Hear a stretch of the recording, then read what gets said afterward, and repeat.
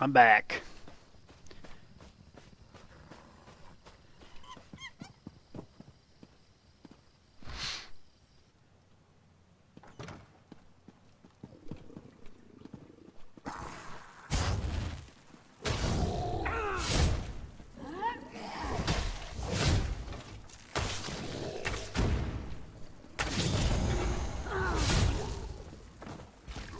Alrighty.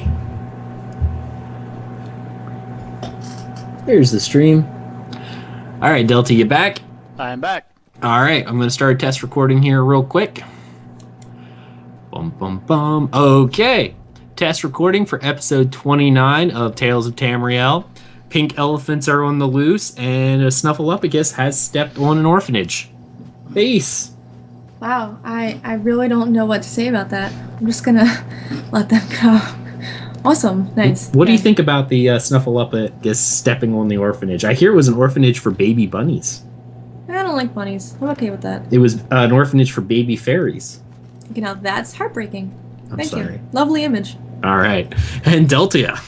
Well, as long as it wasn't an orphanage of spiders, right, Thais? Oh no, that I'd be cheering on. Very much That so. you're a spider lover.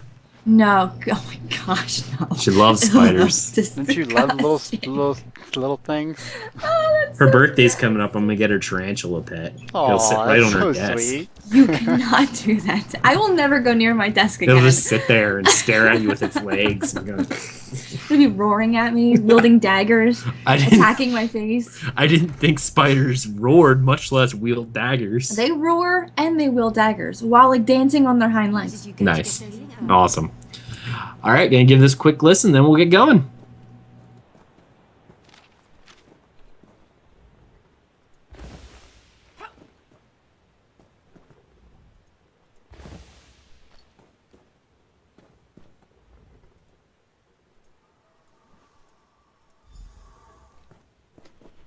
We did it? This appears to be perfect. Our friend has done well. I'm not sure this will cure the plague, but it should at least slow down its... All right, that's it. Visiting time is over. Everyone out and let my patient rest.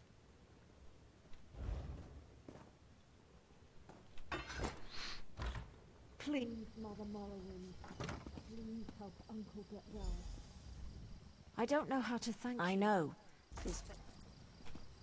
I'm happy to say that the suppressant works. It's not a cure, but it should buy me the time I need to find a way to beat That's the plague. wonderful news. If I wasn't worried about spreading the plague, I'd kiss you right on the lips. Praise Vivek. So the Maulborn lied to everyone. I figured as much. Narcissus sent me to investigate quarantine Cirque. They're appearing all across Dashan. Even Narcissus is in danger.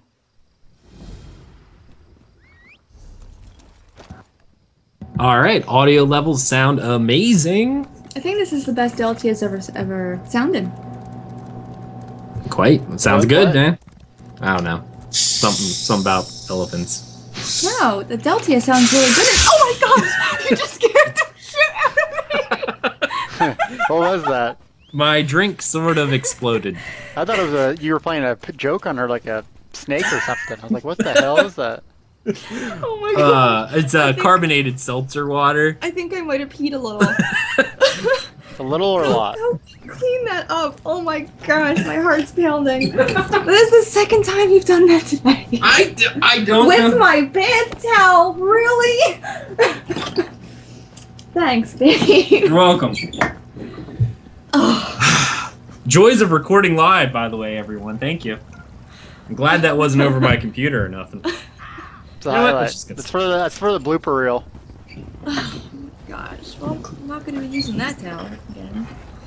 You'll Gonna- be I'm fine. gonna like soak it up. I don't know. All right. I'm going to try to open my drink one more time before we go live. Well, you might want to wipe it off because it's covered in stuff. Okay.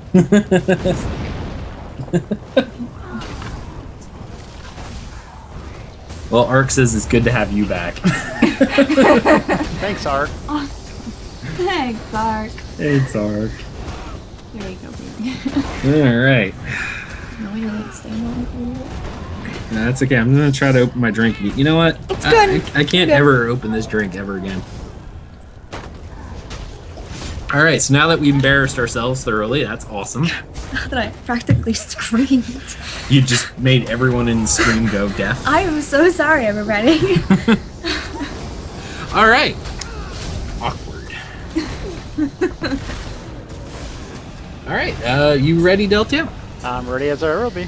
All right, man. Now I don't have to pee anymore. I'm good. All right. Let's give it 10 seconds of silence, and then we'll get this going. You and Sai Sahan have much in common, except you're not a complete failure. Good afternoon, ladies and gentlemen, and welcome back to the 29th episode of Tales of Tamriel. Wow, 29 episodes. Awesome. Anyway, I am your not-so-humble host, Aggelos, and with me this evening, back from her killing spree for the Dark Brotherhood, Lady Spider's Bane herself, Thais. How are you doing today, my dear? Wow, that name is so incorrect. I am, I'm good. I'm glad to be home. Killed a lot of people past week. I missed my Khajiit, so it's good to be home. Indeed, and I assume you don't have to go to the bathroom anymore since of our pre-show accident with the seltzer water. That was fun. Yeah, I'm good now. My chair's a little wet, but I'm good. Spraying everywhere. I feel bad for everybody in the chat, though. I kind of screamed. It scared me. Indeed. Okay, well, next up, also joining us this afternoon, he is preparing to play the most OP class in the history of the Elder Scrolls Online, even though he's not doing it now, even though I thought he was going to. Deltia of Deltia's Gaming. Hey. How does it feel to control such raw power that is the Templar? You know, I've had some friends been playing them and they're doing pretty good on them, so I'm going to try that. I'm curious, but yeah, I'm going back on the Sork right now. On the Sork. Oh, see, I even titled this episode "The Beast That Is the Templar," and you're not playing your Templar class. Well, you can make it to spritzer water that explodes. Spritzer. I think we're gonna have to change the name of the episode definitely. Pre-show problems. Anyway, all right. Well, let's go ahead and move on and not talk about our terrible pre-show where we explode water everywhere. And let's move right into the game news. First off for this week, game news patch notes 1.3.4 was released. The Elder Scrolls Online version 1.3.4 is an incremental patch that features updates to gameplay, quests, and trials issues, including updates to problems found after patch 1.3.3 went live, including weapon swapping, bows, trials gear, and dye. They will continue working on outstanding issues and encourage you to keep an eye out on the known issues thread on the forums for the most up-to-date status. So, first off, I want to say is, I love the fact that they do this. The known issues thread on the forums. Deltia, have you seen it? Yeah, where they basically post, what they know they're working on type thing, and letting the community know not to post 15 million tickets on the same thing. Right. It's a good thread. I like that thread. I've read that thread before. I just like the fact they color-coded it, the ones where it's like, it has a green status, it's like, will be updated in future patch. It's currently investigating, it's neat, and I like the transparency that they have. But anyway, I know one of the things that, even in our last episode, Deltia, you and I were ranting on a lot, was BOE trials gear. Well, that has been corrected in 1.3.4, and now all gear from trials, including the difficult mode trials, are now once again bind on pickup. And thank you so much, ZeniMax. I know the second I saw that, I pretty much tweeted out that is the best thing ever, because trials gear for sale was a big glaring mistake. Yeah. It was just not good, because I know several of our friends and stuff like that who are currently running trials heavily were farming gear, and I mean, I guess they made quite a bit of gold off of it, but they were farming to sell gear, and that was not a cool thing. Yeah. Next up, as of listening to this, 1.3.4 has already been out, and they've actually returned the respec cost back to their long-term value. However, this value is now 50% cheaper than it was in Update 3. are before Update 3. So if you missed the chance to respec when everything was just 1 gold per point, sorry, that time is over. That was only available for that first week when the thing was out. So hopefully everyone went out and got their respecs done. I hope so. I really do, because it was awesome. But now it's back up to somewhat normal, but now instead of it being 100 gold per point, it's 50 gold per point. So we just cut your costs in half for how many points you've spent. So it's better than it was, but definitely not... I think this is a great change, honestly. I think it's enough incentive to not respec every 5 seconds, but yet, you know, if you go play for a few hours and you're picking up stuff and selling some potions, then you can respec. So, you know, respec once a week, test things out. I think it's good. There just needs to be a mechanic, I mean, maybe even 500 a point to respec just one morph. Because I don't want to spend 10 grand to respec just one ability. That's all I wish. I agree. I'm an advocate of either not even just morphs, because I think they are doing a morph thing, but I would like the ability, as you said, you know, 500 gold per point just to respec 1 point in morphs, or, you know, 500 gold per point to respec an entire skill line. If you put points in, you know, anything of that nature, if you put points in, I don't know, destruction staff, and you decide, you know what, I don't want to be destruction staff anymore, I want to be bow, and you put 20 points out, that, you know, that's a lot of, you know, you don't want to respec everything to get all those points back, but you essentially have to, because you can't just ignore it, because it's a lot of investment you put in there, especially if you got all the passives and stuff. Right.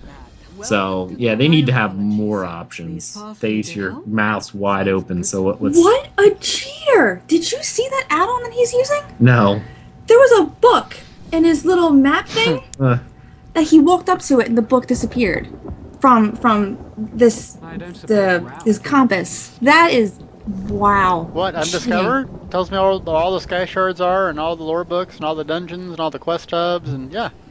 Oh my gosh! Where's your sense of adventure then? And everything is just told to you. I'm an MMO where I want to kill stuff as fast and as good as possible. Man, sorry. Okay, I continue. I was just amazed at that. That is, wow, I couldn't believe it. And here I thought she had something relevant to say about the respec cost. I do, actually. I'm sad I had to leave when I did, because I was only able to respec once. And after looking through how my character was set up today, I wish I had been able to go back and do it again. But now that it's back to its original cost, I know there's no way I'm going to be able to do that. And I agree with being able to respec a line or just a morph, but don't make it 500 gold a piece. That is way too expensive for people who do not know how to farm gold effectively. Well, I think they should do a tiered system. Like 500 gold for a single skill point is not bad. But if you're only if you only want to do one morph, that's essentially what we're talking about. Is one morph. You do your, I don't know, crystal blast, and you pick the wrong one. You put it, and you're like, yeah, I don't really like it. I want the different one. Instead of spending, what was the cost before Deltia? I know it's 100 gold per point. Yeah, 130,000 gold or something like that. Or 1,300. I forget. Yeah, 13,000 gold. I mean, like 13,000 gold just to respec one crystal. No, I agree with that. Being able to do one morph. Yeah. But don't make it 500 gold. It's too much. But that's just my opinion, though. I'm poor. I'm always poor in MMOs. Well, you know, as much as I would love the idea of being able to respec for free, MMOs need money sinks, or it becomes... Oh, no, I agree with the money sink, but not that much. You just disagree with me no matter what. Yeah, she's disagreeing with you. Yeah. But yeah, when games don't have money sinks, it becomes like... These cheap add-ons, man. It becomes sort of like your, you know, that game you play that I don't want to say the name, Maple Story. I said it. I know. I cannot believe you just said that. Well, it's true. It's a good example because everything being a free-to-play game and cash shop, most of the best items you get from in-game stores. So in-game items are insane amount of money. Like you were telling me, the amount of money is like 30. Like, oh, you can get this item which is like a potion and it's like 6 billion. I'm sitting there going, but I'm farming and I'm getting like 5 gold at a time, and that's 6 billion. It's just over the years as the games develop. without money sinks, money becomes not worth as much. Well, I really like the money system in this game. Now that the top end gear you can't get, because realistically, the other gear, the armor stuff, is pretty comparable to the Trials gear. Yes, it has better set bonuses, but not everyone's using the Trial sets that does Trials, especially tanks. So it is comparable, but it's something to aim for, something to give, and you can't just buy it. That's great. Everything else in the game, you need money to buy to do high-end stuff, whether it's high-end food, potions, weapons, tempering alloys, etc., etc. So this game has a really good market. Gold means something, but it doesn't mean everything. Warhammer Online, gold meant nothing. You couldn't buy anything useful to help your character out. That was terrible. Other games had it where you just have to be farming gold all day. Well, that's no fun because you don't get to do what you want to do. I think this game has a good balance of both. That's what I think. I agree. There eventually in some games like here's a perfect example. Warcraft, for instance, because of how old it is and because money sinks really aren't there in a tangible way, you don't really need money for a lot of things. Enchants and stuff like that, which spike during new content releases and then disappear. When everyone has them on their gear. Best in slot, right? Yeah, best in slot and you're done. I'm trying to think of another game that was like that. Final Fantasy XIV back in its day, earlier on when... repair costs were money had a real value to it because you weren't making as much money as you were losing doing the raids and stuff of that nature. Now they changed that, and now money, it hurts everything. The economy now, not for every item, but certain items is much lower than it was before. Before you could sell items, almost everything, for at least a little bit of money. Because people were trying to make money, people were selling. The economy was active because people needed to make money in order to progress their character and keep their character going. Now he's almost an afterthought where, yeah, I have a bunch of it. I'll wait till house is out or whatever the case may be. And that's how, if you don't have valid money sinks, it does become is it really worth it? Yep. I was thinking about pickles. Are we still talking about ESO? Yes. Well, what game were you just talking about? Final Fantasy XIV. Oh, okay. Okay. All right. Well, let's go ahead and move on to the next thing before she keeps talking about pickles here. Next Pickle up. Cards? Okay, that was bad. My bad. Okay. Next up, they fixed the bow issue where the enemy health bar would not update to show damage from bow attacks, so the enemy would still take the damage. Much to the, relief of Deltia sitting there going, I shot it. Why is it not dead? Yeah. Second off, another highlight from this that I really like to point out, fixed an issue where there was an ore node in the Vale Manse that was respawning more often than intended. I heard a lot of people got banned over this because they were farming it and exploiting it like crazy. And I couldn't tell you how many Reddit posts I saw, how many videos of people on YouTube going, I don't understand. I was using the money. Like one guy I saw, he's like, I was using the money to fund in-game events, and I was giving it all away. But I knew what I was doing was bad because, I knew it was an exploit. But I didn't think I'd get banned because, I was giving it all away. What was the exploit? Doing what?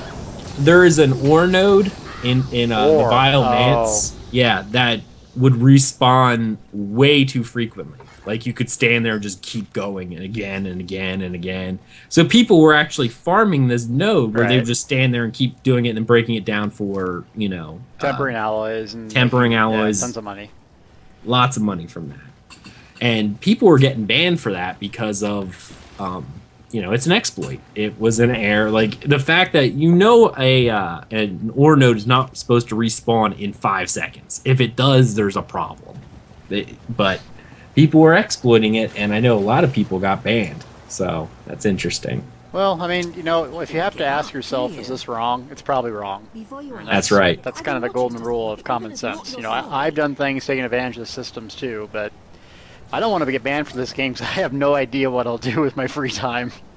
I'll have to be like a normal human being that goes outside. I don't want to be that guy.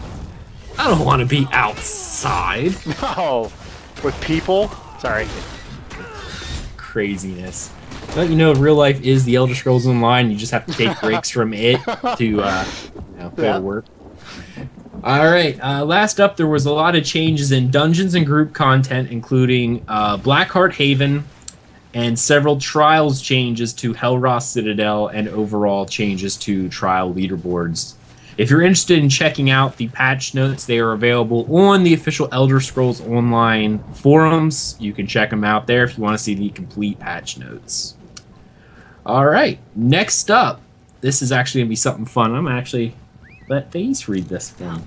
Okay. Not everyone is a hero, and the remains of those who couldn't face the dangers of Tamriel are scattered throughout the provinces. Who are these travelers and how did they meet such grisly fates? In this new series of contests, we want you to get creative. If you can come up with the best story, we have some fun prizes for you. To participate, take a good look at the image below. Then, create your own fictional entry of 500 words or less that tells us more about the scene. You can write a short story, a journal entry, or any other kind of fictional text that I have to stop eating mince while reading. Text that sheds more light on what happened to cause this grim tableau. Once you're happy with your creation, post it in the contest entry thread. We'll start accepting entries today, August 11th, and we'll close the contest this Friday, August 15th at 11:59 p.m. EDT. If you're one of the 3 winners we announce on August 29th, you'll receive a $25 electronic gift certificate to the Bethesda store and an ESO t-shirt of your choosing. So yeah, they're actually having another contest called Tales of the Dead. And the entry is already closed, which is pretty sad, but I hope everyone entered. And actually, I tried to message you about that, Thais, because I know how much you like writing, but you were away, so you didn't get a chance to actually write anything. Yeah, sorry. The Dark Brotherhood comes first. That's right. But yeah, we'll keep everyone abreast of who wins, and good luck to those who've entered. All right. Next up on the news front, Fighters Guild figure, which is actually kind of neat. I really want one. If you're looking for more of these things to add to your ESO collection, they've created, let's see what company it is. It's what is that, babe? Symbiote? Okay. Well, they've created a Fighters Guild figure that's now available. You can go ahead and get it. It is a Fighters Guild figure with a little Guar. He's really cool. I like him. And it comes with a bow and a little sword. It's kind of neat. It's just one of them little figure things. Kind of reminds me of those little bobblehead things, but I don't think it's a bobblehead. Deltia, did you see this little thing? I did, yeah. It looks awesome. Now, does it come with the Guar, too? The little Guar guy? Yes. Oh, I gotta have that. Not only that, but it'll give you an in-game code for your own Quama Scrib pet. So if you like the Quama Scribs, you can get that, and you will get one in-game. I want my dog. I want my dog in the game. I still missing my dog. I see those dogs running around, the people that bought the Steam copies, and it makes me mad. It makes me mad. I want one.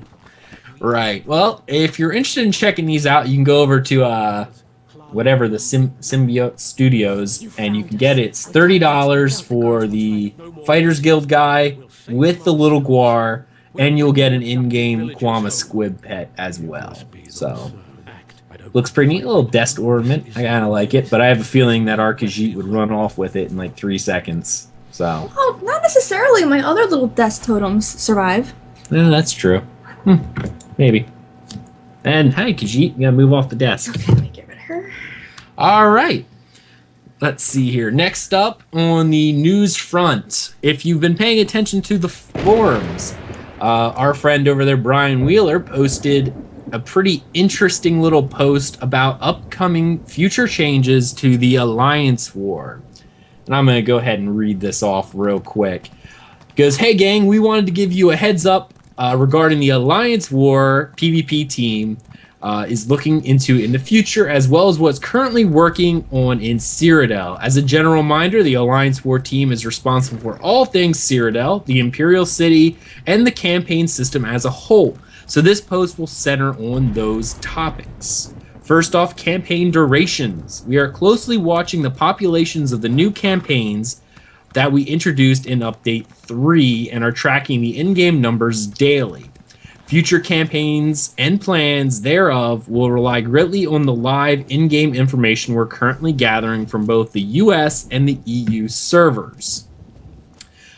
Client hitches and crashes. As mentioned in the QuakeCon presentation, we're working on many game client optimizations that will address client hitching and crashes by allowing you to fine-tune your FX settings. These changes, along with continued server optimization, will help address the quality of combat and encounters in Cyrodiil. Home campaign buffs. This is a good one. I'm really glad they did this one. Originally, the home campaign buffs were intended as a means to attach ownership to your campaign. However, it has been observed at great length that alliances have chosen various home campaigns and guessed into other campaigns to earn as many buffs as possible. In the future, we plan on having home buffs travel with you into PvE, but while in Cyrodiil, you only get buffs from your local campaign, the campaign you're physically located in at the time. Emperor trading, we're still monitoring this after patch 1.3, and with changes made to the leaderboard requirements, limited campaign choices, and siege decay changes. For future updates, we may change the method of leveling up Emperorship and ex-Emperor buffs. Guest Pass and Jump to Player. Being that ESO is an MMO, adding limits to where I can play with my friends is key issue we're aware of. That's why the jump to player option is currently allowed to enter Cyrodiil. It's our belief that allowing players to group up and play together is one of the most important aspects of an MMO, and removing the capability to jump to your friends or use guest pass would be detrimental. That being said, with campaign home buffs being adjusted to local campaigns only in the future, as well as introducing more campaign options, this will hopefully cut down on jump to player guest pass abuse. Let's see here. And okay, almost done. Imperial City, the final piece of the Alliance War metagame, is coming and will definitely change the landscape and goals of players in Cyrodiil. We are aware of the population waves that this will introduce on a campaign-by-campaign basis, and will be closely monitoring this when the Imperial City launches. Finally, the Alliance War future. After Imperial City launches, we will be looking to add more content into Cyrodiil in some of the emptier locations. We will, of course, continue adding to the keep system too. We're also looking to add more Alliance-specific gear to give more options for individual identity to the Aldmari, Ebonheart, and Daggerfall communities. So, Deltia, I know me and you were looking at this the other day. The big thing that I'm most happy about is campaign buffs. Yeah. How they're going to be changing those. Did you see anything else in here that really kind of jumped out at you? Yeah, I mean, basically the option to kind of play with your system settings, because there's tons of crashes and bugs and glitches still. And then also they said the low population areas, meaning they're going to add some incentives to do other stuff than just Zerg keeps.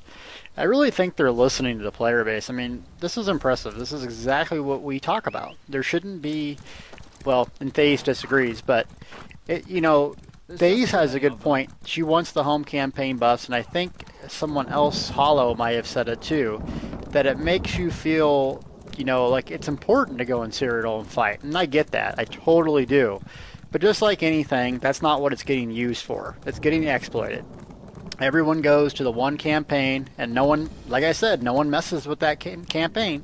All the PvP players, leave them alone, and everyone gets the buffs, but that's not really what it's for. So they're adjusting based on that. I like that. And they're also adjusting the bug and glitchiness of it. I mean, I have two 780 graphics cards, or 880, excuse me. I should not be running 12 frames per second, even if there's 90 people running around. So I like that too. They've got the bug straight with the bow and some of the other things. I will be really happy when the crashes and glitches and low frame rate memory leak will be out of Cyrodiil. Those are the things that are preventing me from going there all the time. Because, I mean, if you go there, you take 10 minutes to travel to a battle, you're having a blast, your game crashes. That's it. I'm done. Out. See ya. I'll go pick up flowers or something. I'm not going to do that.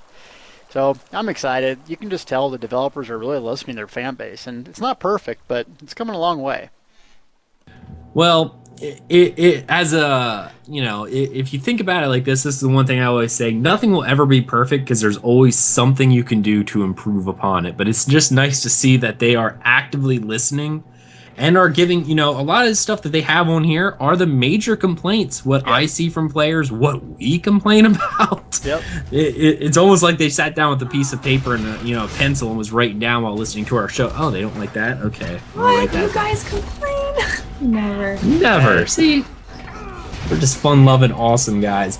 Now, here's one that I was really kind of interested in, and maybe, I don't know if you know the answer to this, Deltia, but I wasn't sure, and I tried looking it up, but I wasn't able to find anything. The guest pass and jump the player. You know how people were exploiting that? Yep. Basically, you can home somewhere to get the buffs. You can guest another place, and then any of your friends can, as long as one person has a guest, you can just group to them. Or jump to them like you normally would, like a PvE instance. So basically you can go to any one of the campaigns whenever you want. That's what it was. But it's not meant to be like that. It's meant to be guest. Guest, you have to some limited ability, but you can't switch it like here and there. And so what people were doing was just leaping from one campaign to the next, to the next, to the next, based on what was easiest to kill and farm. So, does that make sense?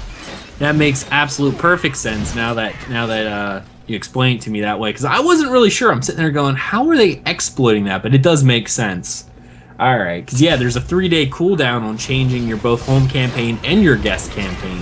Yep. So I guess they were just farming, kills and stuff like that by jumping whatever their faction was pushing. That's where they went. Oh, and I would like to say one more thing. They really did fix the bow and stuff like that. The glitches that was making me really pissed off, they did a good job fixing them. So, good job. Excellent. Yeah, that was definitely a problem. I remember watching it the other night on your stream, and that was just hilarious to see it. Like, okay. Now, it was really weird. You were taking damage the entire time when the thing was hitting you, right? Even before it technically died? Right, and then all of a sudden it was died, or some weird... it was strange. The weapon swaps were glitchy, where you'd have a staff and it would look like a two-handed sword and stuff like that. It seems that's been resolved. That happened to me a lot, and I thought it was hilarious. It was kind of funny. No one... The other people saw what you had, because I had Thais here, we were running around in Lenumbra, and I'm like, hey, look at this! I'm swinging my staff like a two-handed sword. She looked over, she's like, look at my screen. And I look at her screen, and I have a two-handed sword. She's like, I don't see a weird staff. I'm like, oh, it's just me. That's funny. All right, let's see here. The last bit of news we have for this week is another one of our Loremaster archives, the introduction to Aedric Studies, which is awesome. In this installment of the Loremaster archives, we'll take a look at the Aedra and Daedra, focusing primarily on the former. Read on to find new lore books, as well as a Q&A with, oh my goodness, Frastus Elenir. Thank you. Renowned scholar of the Second Era. Man, whatever happened to, John or Bob?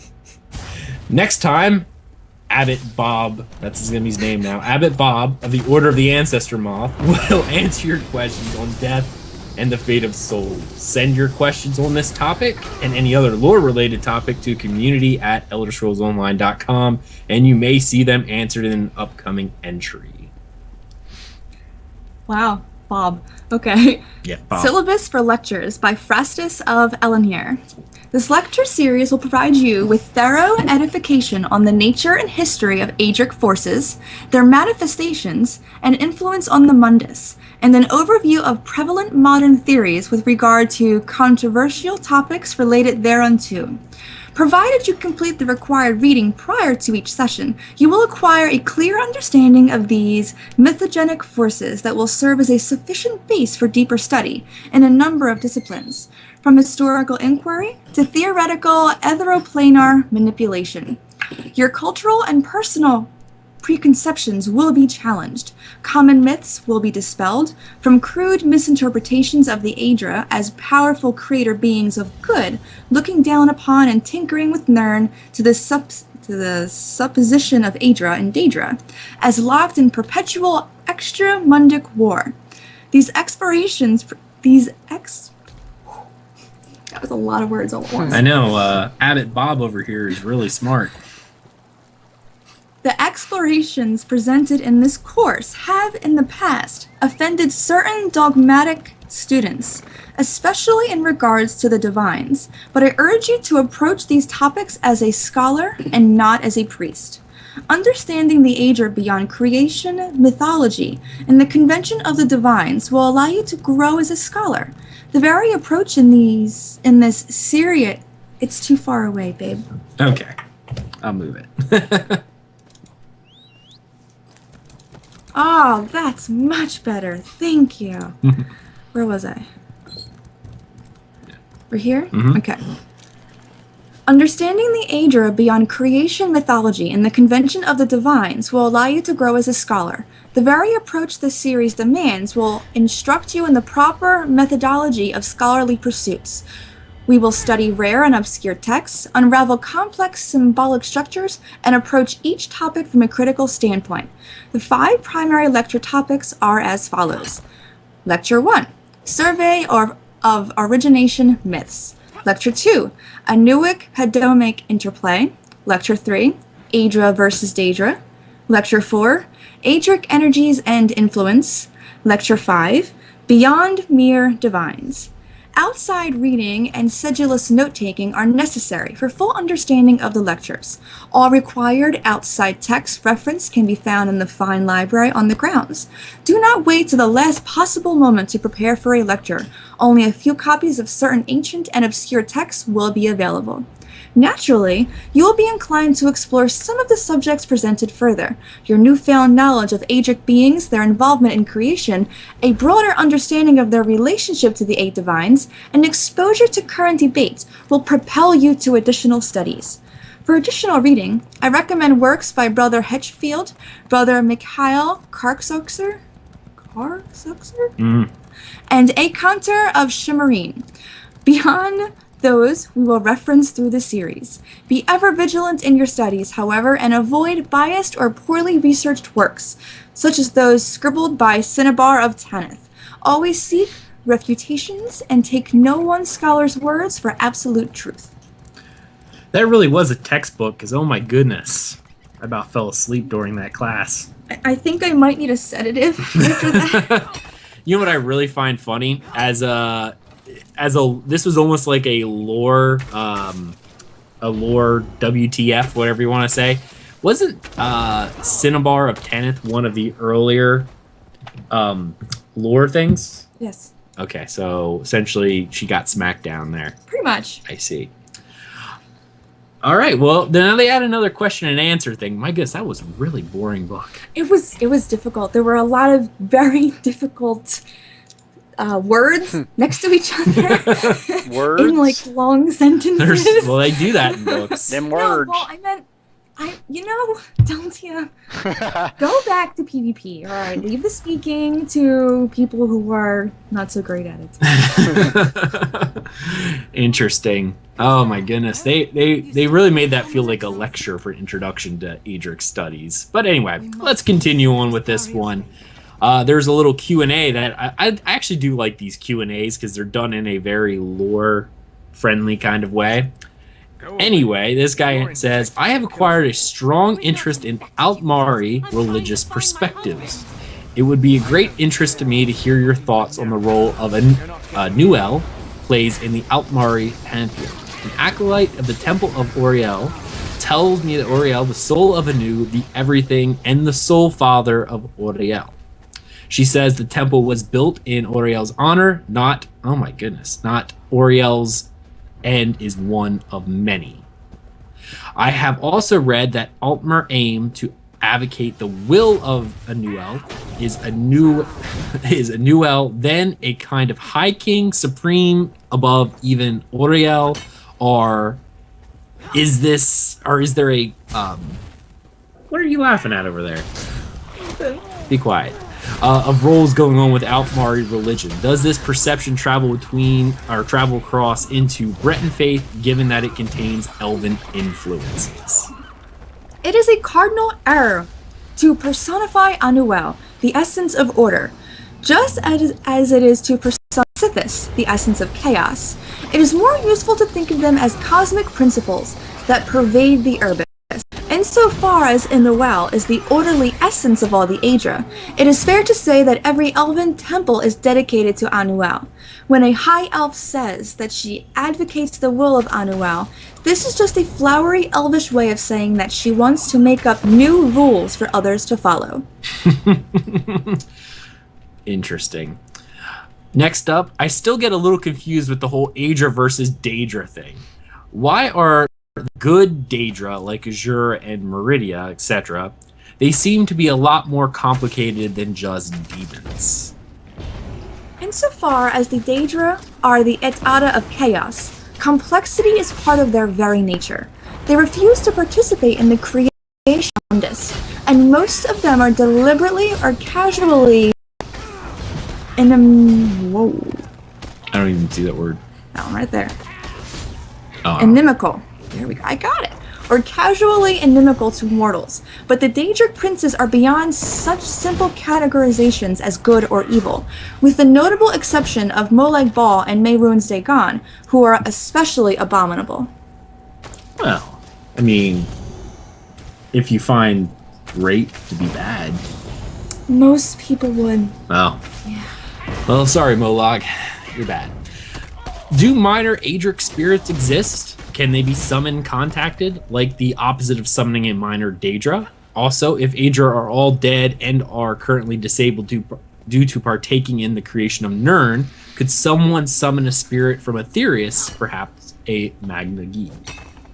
Minor Aedric spirits definitely exist, but they are rarely encountered, as Mundus is considered off-limits since Magnus withdrew from it at the moment of creation. I know of no successful attempts to contact such spirits, probably because Aedric entities simply do not respond to mortals, at least not since the ages of myth. And final question from the Q&A. Okay, so I know when Mundus was being created that the Aedra sacrificed a large amount of power to solidify the creation of the plane, and now they are essentially shells of their original selves. But my question is whether their loss of power is permanent or if they are slowly regaining their power over time. It seems unlikely, inasmuch as we abide within the reality created by that sacrifice, and restoration of the Aedra would seem to imply a diminishment or weakening of the Mundus. No such diminishment has been detected. Okay, and final reading that we have for this study. You think you can handle this? Or should we skip it? Why don't we ask the chat? Well, they're 30 seconds from now. Do it. Don't be scared. Don't be scared. Alright. This is like your PvP. Yeah, go for it. Go. Alright. Daedra worship, the Chimer. The history of Daedra worship by the elves, once known as the Chimer, provides a valuable object lesson in the dangers of traffic with the so-called Lords of Oblivion. It's a tale of peril that modern-day apologists for Daedric worship, such as Lady Cinnabar, would do well to heed. Let's begin with a few facts that not even the Shrew of Tanith could deny. The Aedra, the gods, the divines, created Nirn out of the chaos of oblivion. They assumed physical form within the mortal plane, the Mundus, and according to elven myth, were the direct ancestors of the Aldmeri. The Aedra were the natural objects of holy reverence for the elves of the Dawn era, and the first organized religions venerated these divines. However, after Nirn was born, the Aedra withdrew from their creation, becoming distant, aloof, and disinterested in the affairs of mortals. But beyond the Mundus, in the infinite variation of oblivion, there were other godlike entities of great power known as the Daedra, literally the not Aedra, who began to take a malign interest in the realm the Aedra had created. Some of the more powerful of these entities, the so-called Daedric princes, who ruled entire oblivion planes of their own, were nonetheless jealous of the mortals of Nirn, for they had inherited the Aedric capacity of creation. This ability was beyond the Daedra who, though masters of change and metamorphosis, create nothing new that has not been before. However, One quality the Daedric princes shared with the young mortals of Nirn was a lust for power in all its forms. This corrupting desire is the foundation of all mortal worship of the Daedra. The princes offer power in return for service and worship. Most often, this power comes in the form of knowledge, the most seductive and least perilous seeming of the Daedric temptations. To show how seductive this temptation can be, reflect upon the early Aldmer of Somerset. Though in their arrogance they considered themselves the lineal descendants of the Aedra, nonetheless, the first large-scale religious sect espousing Daedra worship was born in the heart of Somerset itself. There, in the rainbow shadow of the Crystal Tower, the so-called Prophet Veloth communed with the Daedric prince Boethia and agreed to accept her gifts. He inscribed the Velothi prophecies, which expounded the doctrine of worship of the good Daedra, Boethia, Azura, and Mayfala, along with ways to propitiate and negotiate with the bad Daedra, Molech Bal, Malakath, Sheogorath, and Mehrunes Dagon. To the more foolish of the Somerset Aldmeri, the arts and skills of the good Daedra offered to teach them seem more useful than the maxims and platitudes of the priests of the Aedra, and a number of elven clans accepted Veloth as their prophet and guide. With the Sepiarchs of Eleanor rightfully prohibited this schism, Veloth led the clans loyal to him out of the Isles and across the seas to the far side of Tamriel, where they colonized the domain now known as Morrowind.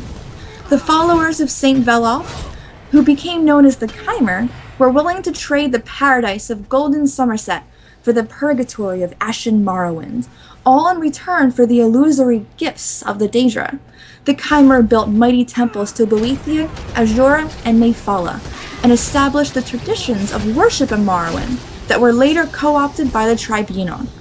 As even the beginning student of history knows, this large-scale dabbling with Daedra led inevitably to warfare and catastrophe. Chimer civilization fell at the Battle of Red Mountain, and the curse of Azura, their erstwhile mistress, transformed the brilliant Chimer into the sullen and haunted Dunmer. After that time, Morrowind, under the Tribunal, turned its back on worship of the Daedra, but by then the damage had been done. Today, the Daedra are feared and abhorred across the length and breadth of Tamriel, and rightly so. Yet, despite the clear lessons of history, some misguided souls still insist that traffic with Daedra lords can be tolerated, even accepted. To those such as you, Lady Cinnabar, I say, beware. What pact with the Daedra ever ended well? Excellent. I actually like that second book better than the first one, and I like what Hira said, do it for the orphan spiders. That's horrible. Yep. Well, I hope everyone actually likes these sections. I've been back and forth with them. Normally they're all right. That first book was atrocious, though, because it wasn't even really a book. It's my fault. That was a difficult read, and I feel bad for the listeners. There were... it was rough. It wasn't even the fact that it was done as a lecture, so it was tedious. It's almost like you were in a lecture hall. Normally they're not near as boring as that. But I feel like this is something for the lore nuts like us out here and that really like the lore. I mean, let's be honest, I highly doubt half the people actually read these.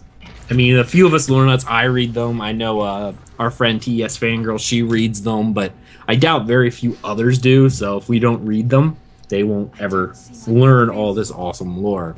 So hopefully you guys enjoyed that, other than that first book, because that was just bad. Not for anything Thais did, just because it was a bad book.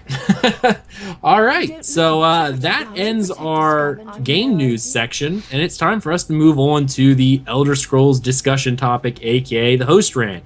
Albeit, I don't think we're going to have a lot to argue about, because this week, if you haven't been living under a rock, you probably noticed that the update 4 preview video came out. Deltia, did you see that? Well, of course I did. I think I was like one of the first guys to tweet it. Well, didn't I say last week, I'm like, this is one of the best parts because we're in that weird time that I bet you within a week or two we'll see something about the next update. And what do you know? Yeah, I didn't know. That's pretty soon they did that. Yeah, and so for those who don't know about Update 4, we're going to talk a little bit about it. Some of the stuff they highlighted, like this one doesn't seem to be as large of a patch. Like even the last one, I guess, really wasn't that large, but it had a lot of different stuff that touched a lot of different areas. This one seems to be very much confined within the new zone, sort of like the old Craglorn patch was.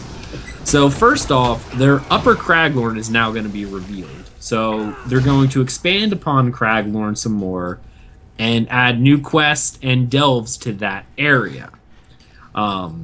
Which I think is awesome, but this is also where I'm going to start ranting, and I think Deltia, you can agree with me, and Thais will probably argue with me. I'm not really sure. Zoss, I love the idea of Craglorn. 4-man questing is fantastic. I really think they should have pushed for the group enhancements first, though. Because the problem with a lot of the Craglorn questing, and yes, we haven't done a lot of it yet. I've been to Craglorn once on my character. I haven't taken you there yet. Sorry about that. We can argue at me later. But I've been there. But the major problem with Craglorn as it stands is a lot of the quests require you to either be VR12, which then, if you're not just interested in the story, why are you doing them? Or you require a full group of 4 people. In theory, that's amazing, but with how the current grouping situation is in the Elder Scrolls Online, it makes it difficult, because if you're not on the exact same step of a quest, you're going to have a problem. And unless you're like Thais and myself, who we don't even really play our characters unless we're both here, you're going to have a hard time finding people, especially people that you want to play with. Because this is... Deltia, you can ring in here. You love the 4-man content. This would be awesome content for you guys to do. You and like 4 of your closest friends. Yep. The problem is, if you're not all playing together, you know, you guys get on different quest levels, and you can't play together. Yeah. So that's my thoughts on that. What do you think, Thais? I like the idea that they are expanding the group content. And I only have one issue. And the one issue that I have is that I want there to be a good difficulty level. That's what I'm most concerned about. A difficulty level for the quest? Or, I mean, we'll talk about the other stuff later, but the quest zones aren't super difficult, but I think the problem with Craglorn and Delta, you could probably tell me this as well, and what I see on the forums is people aren't doing the quests because it's too hard to find a group of 4 people to do it with that are on the same step, when it's just easier to join one of the massive Zergs that run around and do anomalies or world bosses. Is that not correct, Deltia? Yeah, I mean, those delves aren't really made to do just like grinding stuff, level up. It's more like once you hit VR12 or your VR4 and you have a good competent group in comms that can... In fact, Brandon from the guild helped us out, and we did a bunch of them, got sky shards, and we had a blast. It was a riot. But if you're talking about just purely grinding and getting leveling, that's what everyone's doing. Really, it comes down to incentive. What's the incentive to do them? Well, if there's no skill point, it's not fast XP, people aren't going to do it. So once you get them unlocked and get the sky shards, that's the problem, is there's nothing to come back to and do. Okay. Yeah. See, how about the rewards? Is there any incentive? Do they need to maybe up the rewards? They need to make it, there's some gear. I mean, like even a purple drop every time you complete it would be good, but there's really, like I said, it's kind of like running a public dungeon or a veteran rank dungeon. They're fun, and you do one, well, you get the skill point and you're done. Now what? I think they're talking about adding that system where there's like daily rewards for running veteran rank dungeons. I think that's really important to do content over and over, because there's some incentive. Right now there really isn't here. So every character I get to VR rank, I go there, get the sky shards, and then when that's done, I move on, never do it again. Because why? Right. Well, here's something that's kind of interesting. And actually, one thing I wanted to do was they went through and did a whole bunch of revisions to all of the delves within why am I drawing a blank here? Cold Harbor. Yeah. Cold Harbor. And I really want to go there and find out what is different, what makes them, like they tried to expand them, more loot. But I do agree, there needs to be here would be a perfect thing, I know, which would probably flood the market a little bit, but probably wouldn't be a terrible thing, is daily rewards for doing public dungeons. When you do a dungeon, have there be a chest at the end that has at least a rare quality item in it, or maybe better. And you could do every, once a day. Every dungeon. You could go do that. Every dungeon, yep.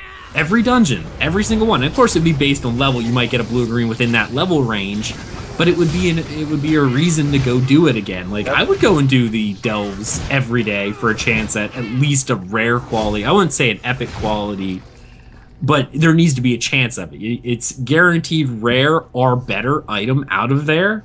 And that would be a reason to go out there, because at the very least, you get those items, you can break them down for crafting resources or sell them. And it would be a great way of people making a little bit of money. Yes, it would flood the market a little bit, but that's the best part about the way the market currently is in ESO, because there's no global auction house.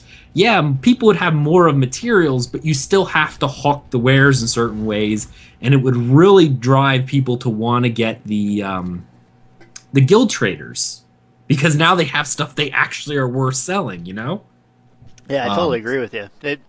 And I think they said that they're going to have, like, what did they say? Keys was their words. Like, when you run a dungeon, you get a key, and then you get, like, 20 keys, and you can turn it in for, like, a special loot, kind of similar to, like, AP and Cyrodiil. I forget when that timetable for that was, but, yeah. And right now, I grind them to get the Undaunted up, because that Necrotic Orb is so special. Once you get the Necrotic Orb, though, peace. I don't need anything else. I like how they're adding lots of large-scale things. It really does give the game more depth. But what they need to do is they need to start adding little things. Start making, like what you said, like to get like keys or some kind of other currency that you can use to get smaller things like pets. There are pets in the game, but there's, 4 pets? You're right. Make there be more pets available. Doing those dailies give you another currency to get more pets. A lot of people like to collect things or make their different variations of horses or different mounts altogether, although that's a topic for another time, but different horses with different color codes, just other things to make players want to continue doing the content that's available. Just like the die system. It has, if you did similar stuff for a mud crab pet and a new horse that looks just a slightly bit different and made it some crazy thing you had to do, people would do it just because it's different. Oh yeah, definitely. Are you kidding me? I would stand in a pit full of 8-legged thingies for a in-game war mount. Well, that may be coming, but I don't know about the spider thing. But see, they're already making, this is why I have hope for this, and they just need to expand on it, because they've already done that with dolmens, the chest thing. Yeah. That when you do a dolmen, you get a chest. And I know they're doing this with the Undaunted line. With that, those are the daily dungeons, which are great for us to go and do them again. That's amazing. But they still need to do something with the minor delves, the solo delves, and that's where I was saying how having a chest at the end that spawns once a day, like when you've completed it, right behind the boss, or even better yet, when you kill the final boss, like they have fairly good loot, I guess. Maybe they just need to look. They already have a mechanic in place. The final boss, kill the final boss of those areas, and get loot. But maybe they need to rethink the way the loot table currently is and increase the rewards that you get for doing it. Once a day, have a chance of guaranteed blue item or better. And then the rest of the time it falls under the standard, did I get soul gems or not, Oh, yeah, I mean... Doing them every day for soul gems just doesn't seem to be enough incentive. No, it's time value of money. I mean, if you're a business student, I can spend more time... I can get rewards faster by farming ore the right way and turning it in and getting tempering alloys versus spending an hour and frustrating and dying and doing dungeons. So it's much more effective to get endgame gear just by farming mats and walking around, dinking around than it is that. So, yeah. I agree. I definitely agree. And I mean, it doesn't even have to be so much a reward for that, but maybe they do something like a daily quest offered by the Undaunted just for extra money or whatever to go clear X amount of delves or, not even public dungeons, but delves, public dungeon, just things to make people go back and do it would be great. Because to me, once a thing goes white on my map, I don't go back. I'm done. It's done. It's cleared. It's just like Skyrim. I get that cleared marker underneath the icon when I hover over it. I have no need to go back into it. I rarely go back into things after I've got that clear. But okay. So those are what they're doing currently with new quest and delves in Upper Craglorn. Now the next thing, a new trial, the Trial of the Serpent with a difficult mode.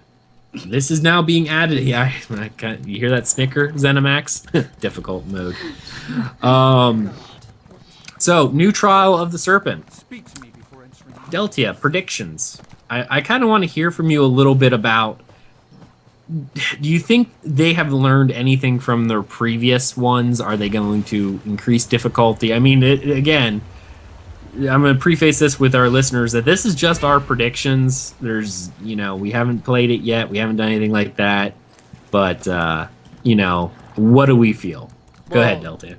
I mean, I have to give them credit. They do listen. So if that's the presumption, I mean, I think gamers are gamers and are smart. So gamers will outthink developers all day.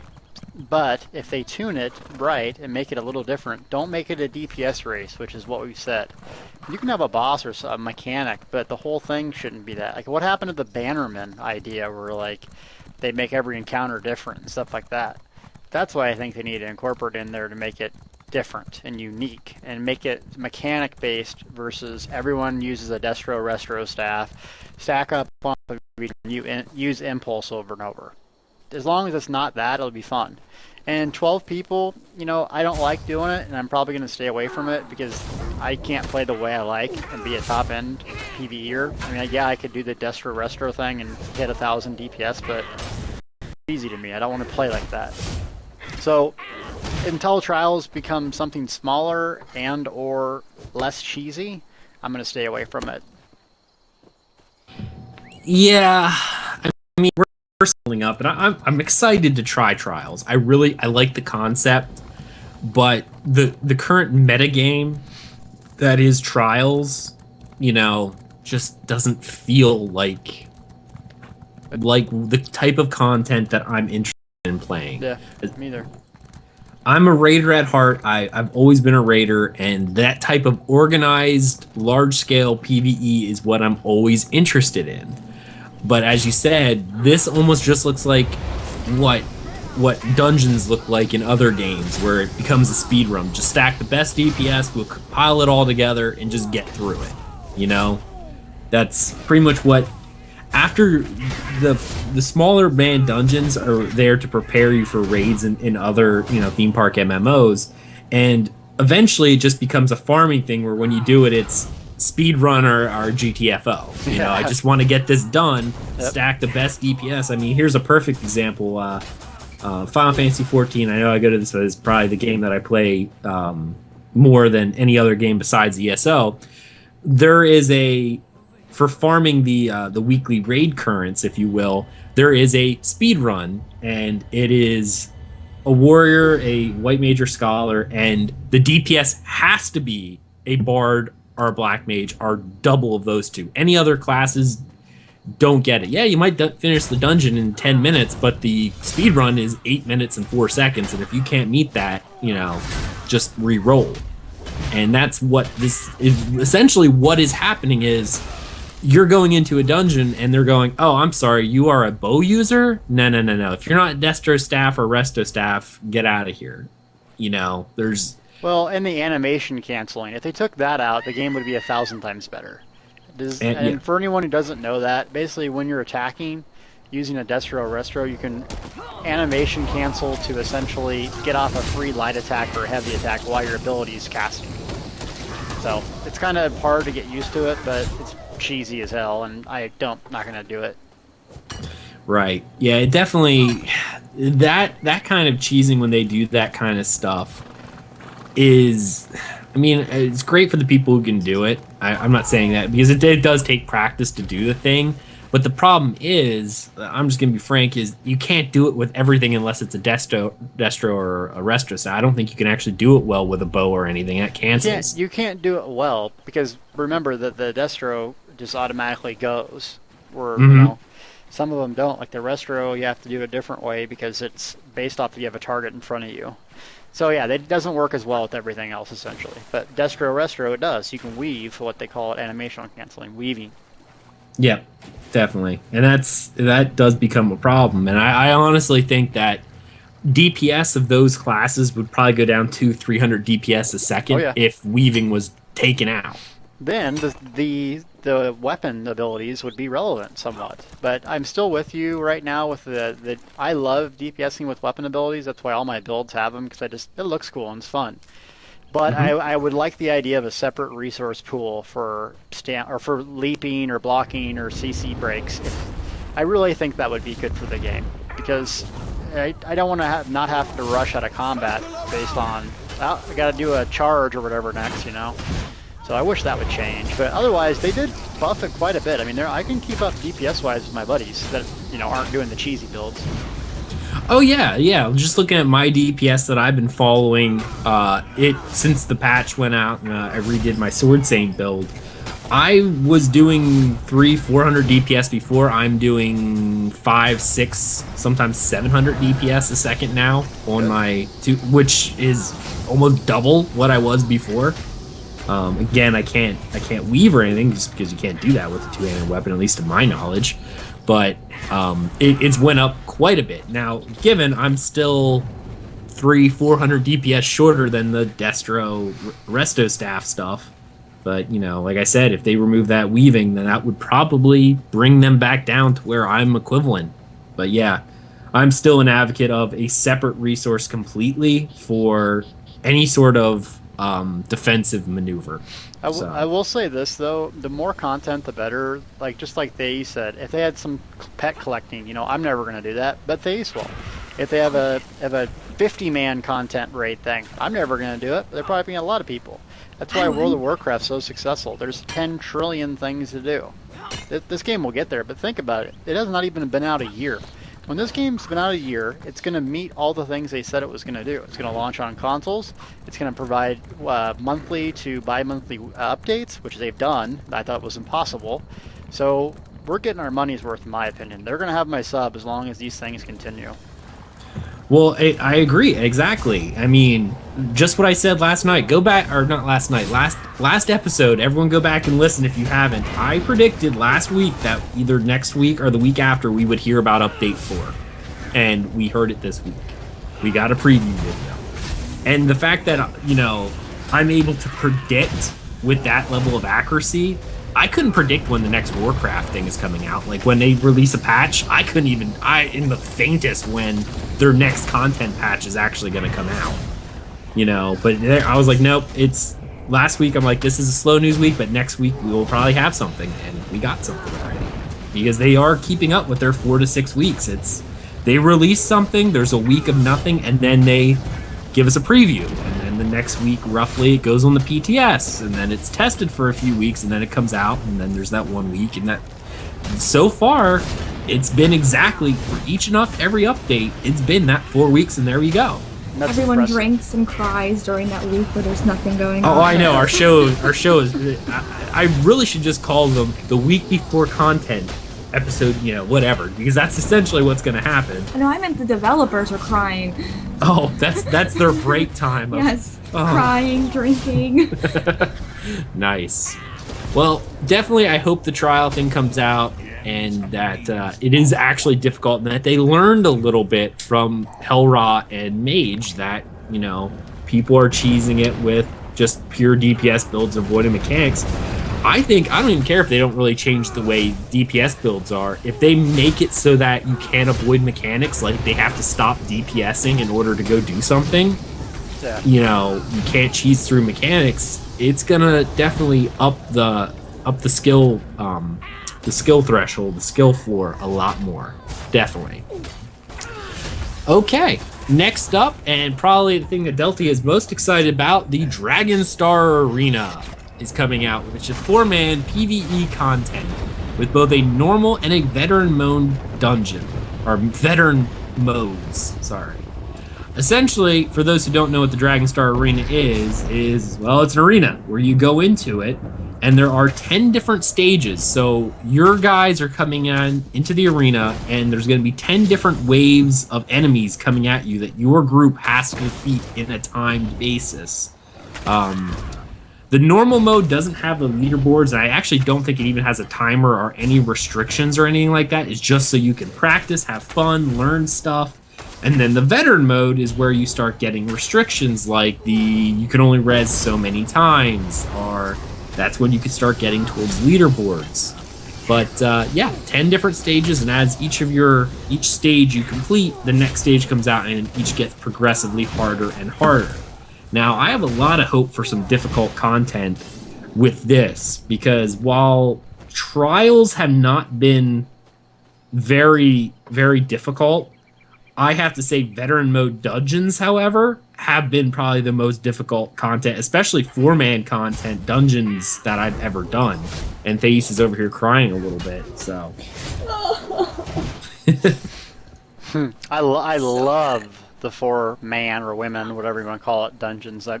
I think the difficulty's just right. It's hard to pug them just getting in there with your first time doing it. And if you're not in comms or you're not staying out of the red, you will die. In other games, it's basically you hit the same button or one macro that hits 5 buttons in a sequence over 10 seconds, rinse and repeat. The tank's the only one who sits and does anything. This game, the tank can't taunt everyone. The tank doesn't have a guard. The tank can only take out one target in CC. Everyone else has to heal, DPS, revive, and move. I love it. Everyone's involved. Absolutely, and it definitely, it's like you said, they don't hold everything. The tank's job is to CC lock down the most dangerous target out there and make sure it's focused on them.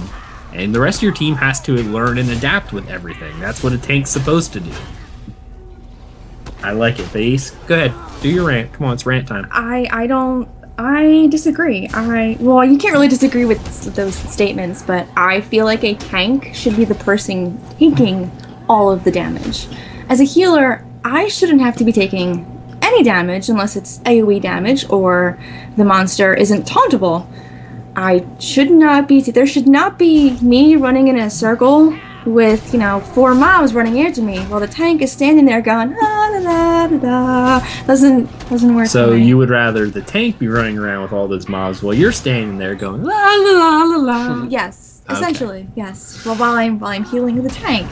But this game is the type of game that breaks a lot of those different boundaries. Nothing is really the same. It's testing the different fields, and it's a little bit more realistic, because here's the thing I'm thinking of. If you've seen any kind of street fight anywhere, there's not one guy standing out there, like look at any time where you see riot police out there.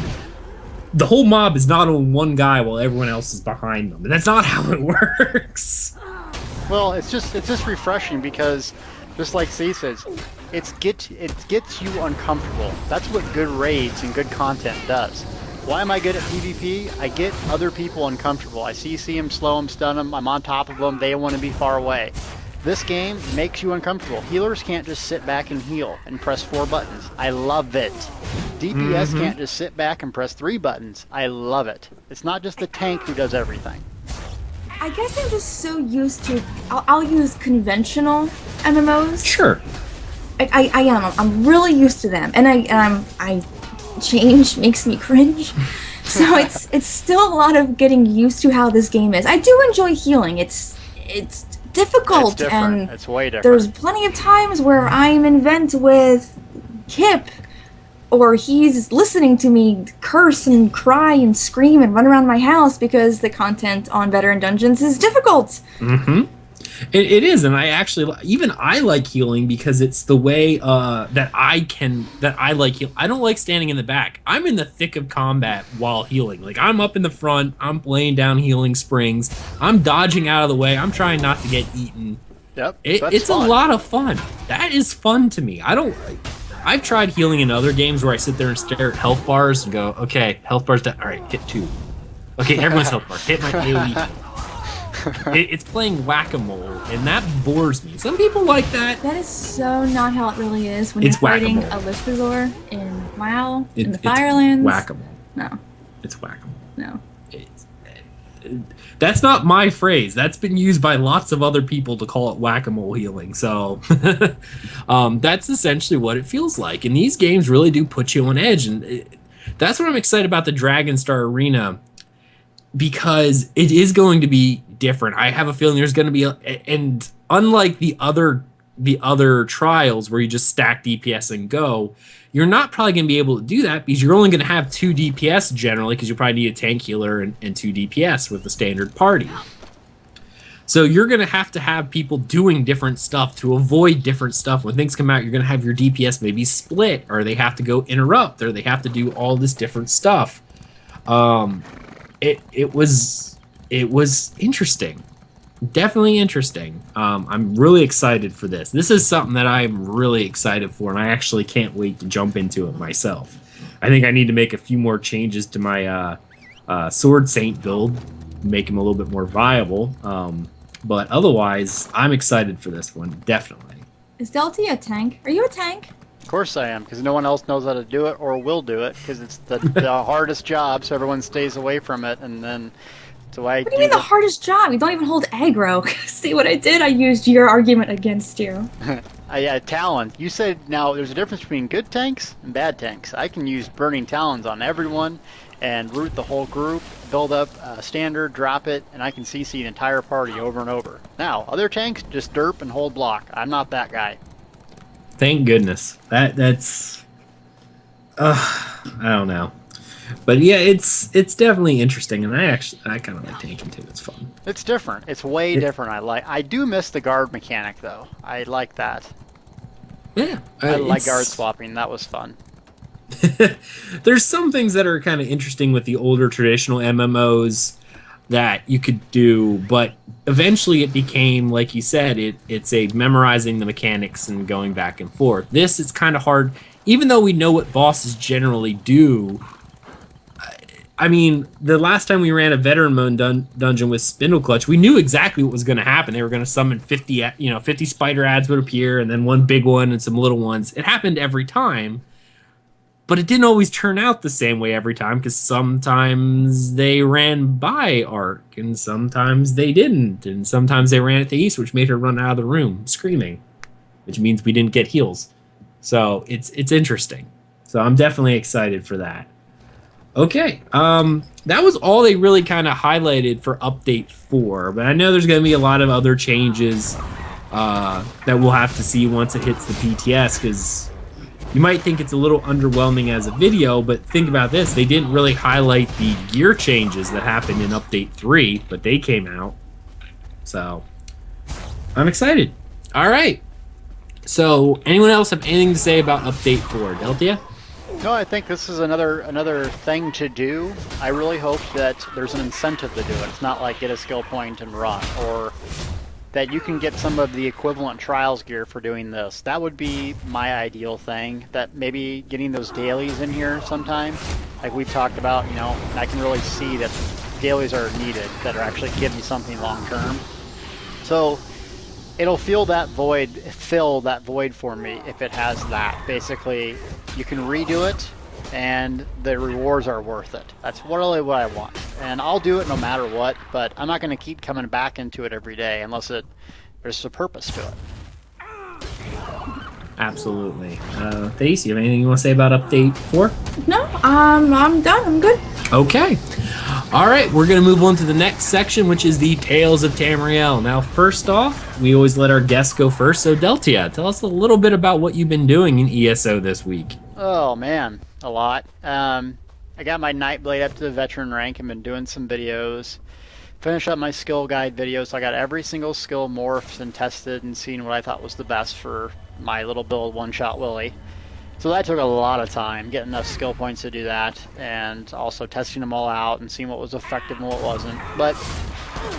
So I've been doing that. I got Werewolf on my tank, kind of figured out a good way to build Ultimate using the Werewolf. So I dropped Vampire. I'm going to do the tank, Werewolf tank. So that'll be interesting. So got to spend some time doing a guide on that. But really, I had just a blast the other night. Brandon, my friend Grouchy, and then I think we just had a random pickup. We were just rolling around Craglorn. I'm like, have you ever done the Sky Shirts here? He's like, no. I'm like, let's go do it. And so we went, and it was just a blast. I don't even know why. It was fun. We just went from delve to delve to delve, killing crap, talking to each other. It was like just what gaming should be. Just kind of no pressure. We didn't have a time schedule. No one, you didn't have to be here at 8 and wear a destro staff. And it was just gaming. It was fun. The core of it was just dudes and chicks or whatever hanging out in TeamSpeak, having a blast. And I was like, I haven't had this much fun for such a long time. There was really no ulterior motive than just kind of hanging out and doing the content. It was tough enough where we weren't just destroying everything, yet it was, we could do it even with a couple VR2s and 5s. So that was really my good experience of the day. I mean, just the week. It was just a lot of fun. I agree, and actually, here's one of the lot of fun is when we had that the Guild Cyrodiil event. That was a lot of fun because it really, like you said, it was just us running around, exploring content, doing stuff. It was fun. It was just fun gaming to do, and that's one of the best things about this game is when you're running around with your friends and stuff like that. Is it's just fun to get out there and do stuff. It really is. So awesome. Well, I have to check out some more of your videos. Oh, so and I was definitely on ESO OTR. They were kind enough to have me on. If you're not listening to that podcast, you should. It's great. So that was great. They give them a shout out for that. Met a lot of new cool people that are into Elder Scrolls. It was really all around a real good week to be an Elder Scrolls fan. Oh, definitely. Absolutely. Okay, well, I guess this week we didn't have a lot of time for Thais and I to play because unfortunately she was away. But first off, we did get to play a little bit, and we'll talk about that in a minute. But first off, I actually got a little bit more time to play than she did because what I was doing the most of, and this was actually Deltia would have been proud of me. I took my level 15 Nightblade into the non-VR campaign where it's no VR ranked people are allowed in there, and I was actually just playing the gank squad by myself. I actually ran to the entrance of the Aldmari Dominion zone and sat outside the keeps because I built her to be a stealthy archer, and when single or solo or duo people were running out, I would be picking them off. I was doing this for like 2 hours the one day, hanging out by the gate keeps, the mile keeps, and waiting for people to run out, and I stalked after them and was killing all these different people as they ran out of the keeps. I feel bad. The one guy I was killing, I actually do, because I killed this one. He had a very unique dye on. He was bright pink. Was it Thais? Thais is. It was not Thais, but I thought about it, and I killed him. I kid you not, probably 23 times. Are you serious? I was keeping track. 23 times he kept running. Yeah, he kept coming out, so I just kept picking him off. Every time he killed him, he was cursing my name in his head. Yeah. So I really feel bad. Whoever that pink, I think Pink it was Ranger. Pink Ranger was. I think it was a Templar. I'm not sure. He wasn't using any Templar skills. He was using a two-handed axe, and it just looked like he was didn't use any Templar skills. He wasn't even using any class skills that I noticed. But I probably killed him like 23 times. I had a little sheet of paper here where I was checking off every time I killed him. You seriously were like writing you were just like making tick marks. The little tick marks every time I killed the Pink Ranger. Yes. You got to screenshot the tick marks. I will. I'll find the paper and I'll take a screenshot, put it on Twitter. It was kind of funny. That's good. Because after I killed him like 3 or 4 times, I'm like, seriously, is he gonna come out again? And he kept coming out. So I kept keeping track. Was he a bot? No, he wasn't a bot because he tried to be sneaky. Like sometimes he would jump out and kind of run off to the one side, so I kind of stalked after him a little bit. He'd run down along the mountainside to try to get around. Then I'd jump him where he was. You were horrible. I felt I felt bad after like the 15th kill. I'm like, seriously, dude, but then you killed him like 7 more times. Well, he kept coming out. Yeah, you have to kill him. He's filthy. Yeah, I mean, I'm like, elf, seriously, right? dude. Yeah, he was an Altmer. So. Oh, okay, then he deserves to die. Yeah, it was funny because I'm like, oh my goodness, seriously, dude. There's enough, and the worst part is, if anyone who knows, there's 2 mile keeps. There's 2 entrances you can go out of, and it's too great of a distance for me to jump back and forth. So I was really only out of the one. Why was he keep coming out of the same keep? I have no idea. But yes, so I did kind of gank him. I did this for like 2 hours. 2 hours, one guy. In the 2-hour time, yeah, like 23 times I killed this guy. And I mean, I got a few other people in there, and I think I died twice. Because one guy came out and I was attacking him, and it was a pretty good fight. We were going for a while, and then a group of like 5 people came out, and I just so happened to be there, and they killed me. But yeah, that was it. I didn't really die a lot because when big groups came out, I stayed stealth. I wasn't gonna try to Rambo in there. I was picking and choosing my fights. If it was 1 or 2 people, I'd go for it. But any more than that, and I let him run by. But yeah, no, it was 2 hours and killed that Pink Ranger at least 23 times, and it was hilarious. Oh man, it's funny. But I figured Deltia would be happy about that. Oh, I appreciate it. Yeah, that was a lot of fun. Again, I was just going full bow and dual wield daggers. So I mean, full medium armor. You gotta read my guide. Oh yeah, and actually, if anyone wants to bite my person, I want to be a vampire owner for the faster stealth movement, because that would be awesome. But yeah, so I would love to do it, but I'm not quite there yet. yeah. But yeah, so I was killing her. She's having heart pact. That was a lot of fun. So I did that, and that was kind of like the highlight of my week without these. I'm gonna do more of my Let's Play video, Aggelos Saga, but unfortunately, most of the week I was dealing with allergies, so I really didn't want to sound like terrible on the video, so I just didn't do it. Yeah, terrible. So that's all I did solo this week, and that was a lot of fun. But now things came back, and we were playing a little bit today, and a little bit, just today. And we were playing around and started on our Templar and our Sorcerer again. Now, before we start in, have you changed anything from like weeks ago on your Sorcerer? Well, when I respect, I did move around a whole bunch of skill points. I had originally respect to try and save some skill points. Turns out that did not go very well. All the skill points I took out, which was every single skill point, by the time I went through and put skill points back in, I had no skill points left. So I'm kind of sad that I missed my opportunity to respec multiple times. But it's okay. There was no great change that I did. I added a lot more passives. So my Sorcerer now is just as squishy, but she's a little more powerful.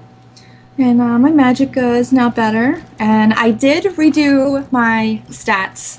So now everything is in health, so where it should be.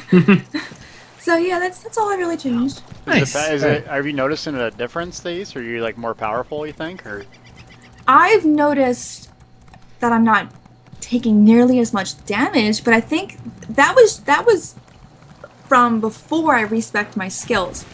Just from my attributes, I immediately noticed a difference. Yeah. Because I gained a lot of health. Now, I agree. Oh, sorry. Go ahead. Oh no, go ahead, Deltia. I was gonna say, have you picked up Critical Surge yet? Oh yeah, I have that now. Oh, okay. Never mind. I didn't know if you liked that or not. What does Critical Surge do? I don't play a sorcery that. Oh, it's God mode. Critical Surge is basically... It literally says God mode. It says God mode after you morph it. Every critical hit you do, you get 65% health returned on that. So, this is what I do. Use it, have max weapon damage, and also bump through weapon damage. You have max weapon damage, you jump in there and either use Carve or the dual Steel Tornado, and you basically can out-heal their damage if you have high enough crit. So the more enemies around you, the better. Nice. I didn't know that. That's pretty awesome. Yeah, like, remember that one dungeon we were doing? What was it? It was the one with the gargoyle and the falling room. What was that dungeon? I don't remember. It was a VR dungeon we were doing with Kipster and Ark. But how... That's Banished Cells, isn't it? Banished Cells. Okay. He does an AoE crushing thing where I know you were dying a lot just because even with the shield, it wasn't keeping you up long enough without the health. And you're like, I don't get it. How am I constantly dying and you're not? Everyone else was fine, but every stomp I died. Yeah. No matter what, she'd be at full health with a shield and she'd still die. But that's when you had your stats messed around. I'm like, well, if you look at my stats, I have almost 2,200 health without really much of anything. I had like 1,000 more health than you. So it was definitely nice. Now here's something I'm kind of interested in. Deltia, maybe this is something you might want to think about because I'm kind of curious to hear your thoughts. I'm trying to do some number crunching. But with 1.3 and how they redid the soft caps and hard caps because of the gear changes, I wonder if straight health will prove to be not as good as mixing and matching. Well, you still get 15 points out of health. This is true. But, I mean, it's a lot harder to hit soft caps now than it was before. Before, you could hit soft cap on everything with armor and chance and maybe a little bit of food. Now it's going to be a lot harder to hit soft caps. Like I noticed before, even my health regen as a Nord, because I have a lot of health recovery, was always overpowered. Always. But since patch, it hasn't been. It's only been like 80% to full, and, that's never been that. That's a really good point. I'm actually going to test that out. That's a good idea. I'm just really curious about it because, like I said, health recovery on my Nord has always been overpowered or overcharged. And since 1.3, I haven't been able to overcharge it with anything. Yeah. Even with food. So it's kind of interesting. That's kind of neat. Now, what is your armor? Because it's been a few weeks and I don't quite remember things. What is your armor and weapons like? What are you using? I still have my destruction staff and my healing staff. Mm-hmm. And I'm still using 2 pieces of heavy armor. I believe I have the chest piece and the legs are heavy. Everything else is light. And that's because I was dying so much, I wanted that extra defense. Sure. Okay. Nice. All right. Well, as for my character, I went to a Resto Staff. I used 2-handed sword and a Resto Staff as part of my Sword Saint build. The Elder Staves Online? The Elder Staves Online, yeah. But that's my backup weapon. And I gotta tell you, that Resto Staff is insanely powerful. Like, even as a DPS weapon, I'm sitting there going, oh my goodness, it hits like a truck. It does. I'm like, oh my goodness gracious. Yep. But if anyone's seen my little blog on talesoftamriel.com, I talked a little bit about my Sword Saint build, and we talked about it the other week, and I made some changes to it. Particularly, I've gotten rid of critical charge, and I actually got toppling charge or explosive charge from the Templar line, because that kind of works as both a movement closer as well as a stun and interrupt for casting targets. Because it knocks down and stuns anyone who's casting. So that I love that ability. And since it pulls off my Magicka, I'm able to have more stamina for my cleave and my carve and my execute, and that's been hitting like a truck. And with the Resto Staff being instant swap now and using Equilibrium, I've not had any mana issues to speak of, because that just fills my mana up like crazy, and I have plenty to keep doing my other abilities again, and it's really nice. I really am liking it. So I'm actually going to write up another adaptation of my Sword Saint build and put it up here as soon as I find the time to actually do it. So that's exciting. But I've been really enjoying him. He's 5 pieces of medium armor, 2 pieces of heavy, albeit I think I might switch that up a little bit and go 5 pieces of medium armor and 2 pieces of light going forward. I'm still going to mess with it a little bit. Try to get a little bit more magicka recovery and try not to lose too much survivability, but we'll have to see. So we were playing a little bit in Glenumbra today, and we picked up where we left off in Aldcroft. And if anyone hasn't been there, it's like a little swampy town. It was really a lot of fun. We were running around kind of doing our thing, and one of the quests we were working on was we had to go capture a werewolf, and Thais was hilarious because she's getting really ticked off with the mage who was sent to capture, because every time we tried to capture the werewolf, she kept killing them. She'd kill him, and then she'd go, oh, I think I got him. Oh, no, wait, we need another one. Oh, no, I got this one. Oh, no, he's dead too. We need another one. And I'm like, can you stop killing them, please? That's like 10 werewolves you killed. But before we catch one, you're going to kill them all. Right. It definitely is. It was fun. When we went and captured it, it was kind of neat. Is we went and went in and found the werewolf hunter, who gives us an option of whether or not we wanted to kill her, to use her blood to try to cure the Duke, because he was infected with lycanthropy. And we tried to take the noble route. We're like, no, we're not going to kill you. And then we went back to town. And what exactly happened, Daisy? So when we go back to town, because we tell the girl that we're going to go, we'll take care of the Duke. We'll go see what's up. When we get back to town, the Duke is standing outside his house, hunched over with this other lady. And he goes, I meant to tell you, but I couldn't find a way to tell you. And you say something like, well, we know you're infected. And he's like, okay, well, then the last thing I want is I just want to say goodbye to my wife and kids. So now you're left with 2 choices. To let him go back into his house by himself to say goodbye to his wife and child, or you can say, no, it's too risky, you just have to come with us. Now, as soon as I read these choices, I knew that if we picked the first one, he was going to kill his wife and his kids. Like, I knew this. Like, I knew that's what was going to happen. But I still had to make the choice. And I'm like, Ag, I really want to choose the first one. I want to see what happens. And he's like, all right, well, then you click it first. I want to make sure you click it. So I clicked it. And the Duke is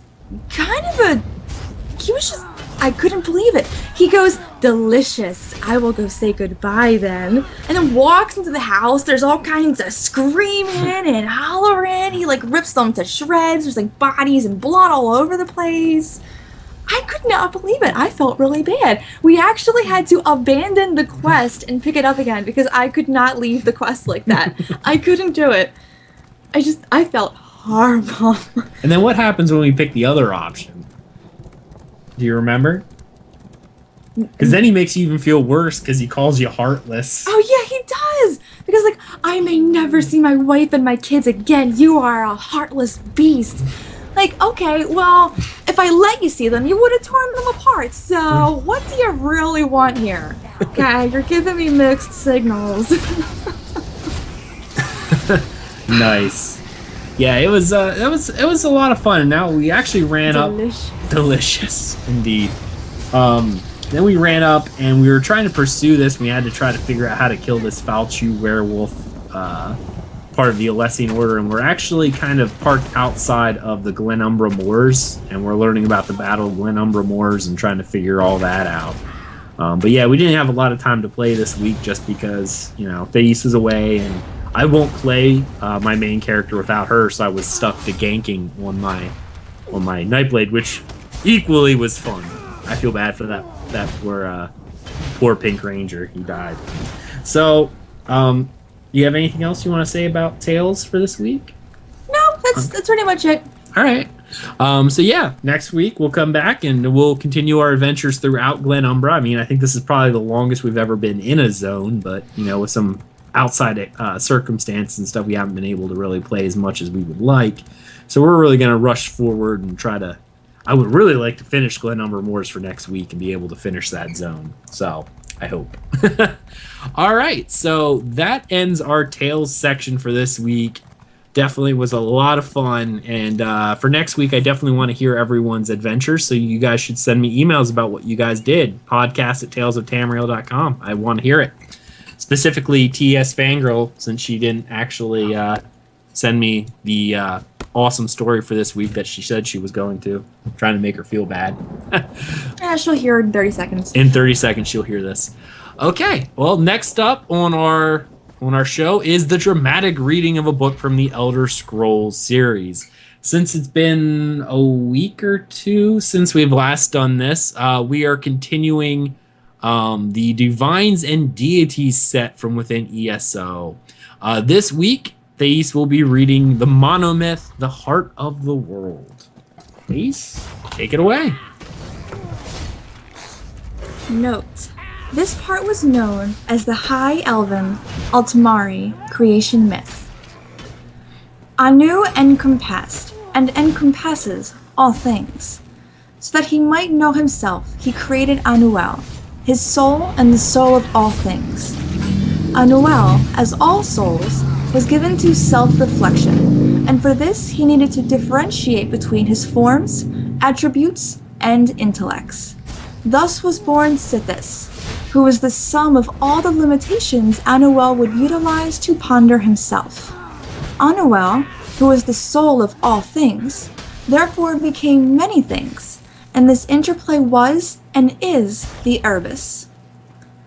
At first, the Urbis was turbulent and confusing, as Anuel's ruminations went on without design. Aspects of the Urbis then asked for a schedule to follow, or procedures whereby they might enjoy themselves a little longer outside of perfect knowledge. So that he might know himself this way too, Anu created Auriel, the soul of his soul. Auriel bled through the Urbis as a new force called Time. With time, various aspects of the Urbis began to understand their natures and limitations. They took names, like Magnus or Mara or Zen. One of these, Lorcan, was more of a limit than a nature, so he could never last long anywhere. As he entered every aspect of Anuel, Lorcan would plant an idea that was almost wholly based on limitation. He outlined a plan to create a soul for the Urbis, a place where the aspects of aspects might even be allowed to self-reflect.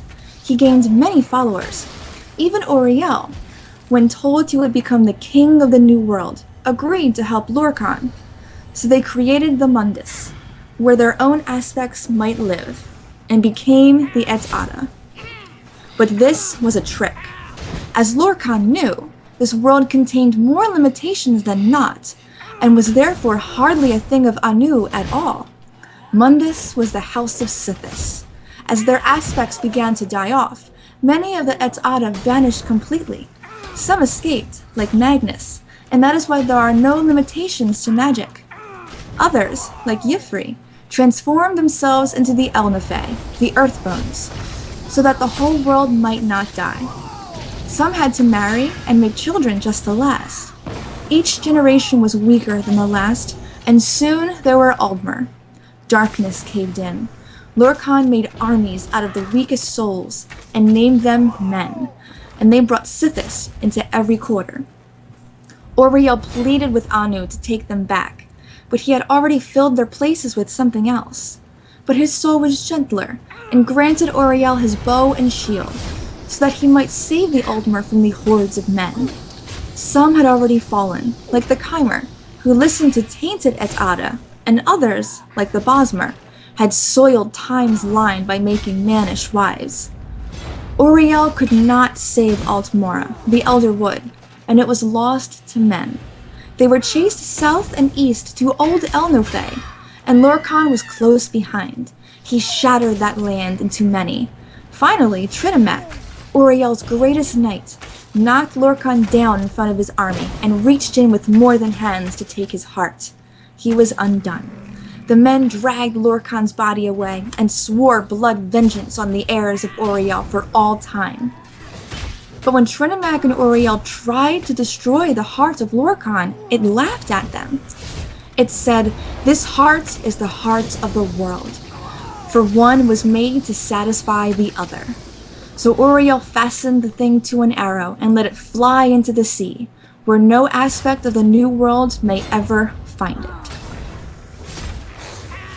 Excellent. And that was the monomyth, The Heart of the World. I actually, as much as I hate the elves, I love how the world and the lore is so like there's no one truth, and that's one of the best things about the Elder Scrolls is everyone looks at Lorcan a little differently. Like the men look to him as a messiah, whereas the elves look at him as like a Loki character, a trickster god, he who is bad. And I like how all the myths almost share a lot of the same things, a lot of the same characters recur, but based on the people talking about the myth, it changes based on their perspectives. In this, the elves see themselves as descendants of the gods, and therefore Lorcan and his plan to create, the mortal plane and make them mortal, he was a bad, individual. Whereas the Nords and other humans, knowing that they were mortal to begin with and would die off, that he created a mortal plane for them, they see him as a messiah. He who took mercy on him and gave of himself to give a place for mortals to go. I just love how deep and rich Elder Scrolls lore really is. It is fantastic. All right, we're going to move on to our next section, the Community Spotlight. And this week, I have selected something I think everyone will be kind of interested in. It is a guide called the General Executioner Guide on TamrielJournal.com. And the reason why I find this really interesting is because dyes are out. Now there's a dye called Daedric Red, and it's actually a really nice red dye, and I really want it. But it's tied to the achievement, the Daedric Lord Slayer. No, it's not Daedric Lord Slayer. I'm sorry. That's the title you get from it. This is a Dark Anchor achievement where you have to go out and you have to kill all 16 of Molag Bal's generals. But they're a rare spawn. They're not always there. But he actually comes in here and he notes that while they are a rare spawn, they have no legit one place to go. They are actually tied to level zones unless you're in Cyrodiil, which then they can spawn anywhere. And it's a really neat guide if you're after a very specific general that you're missing. There is a whole little spreadsheet guide saying if you're after the Traveling Dremora, the best places to go are either Gratwood, Stormhaven, or Deshaun, and those are the places that he has a chance of spawning. Now again, if you guys know, it's only a 5% chance or something like that right before the final boss that it'll summon one of these champions, these generals. But after you kill all of them, you'll get the interesting title and the die. So definitely, if you're interested in finishing out this achievement, which I know I am because I'm an achievement whore, you should check this out. It is on TamrielJournal.com. It is the General Executioner Daedric Red Dye Guide. Check it out, and thank you, Tamriel Journal, for putting this guide together and being an awesome part of the ESO community. Okay. Next up is our guild corner. Deltia, did you want to plug your guild? Hard Contact is what I'm in, and it's nothing too crazy, just a bunch of old guys and gals kind of hanging out in TeamSpeak. We help a lot of new people that aren't really familiar with MMOs or this type of game. So if you want to join, just whisper me at Deltia in-game. I'd be happy to have you. We have a lot of resources in our guild bank that we're happy to share with you, and we're really gearing up for the 4-man arena right now, and so we're just practicing our team unity, getting alts leveled, and seeing how the game works and what we want to play for our mains at the very far end game. So if you want to do that and you kind of just want to hang out and just run around Craglorn and have fun, nothing too serious, we don't have specific times we do anything.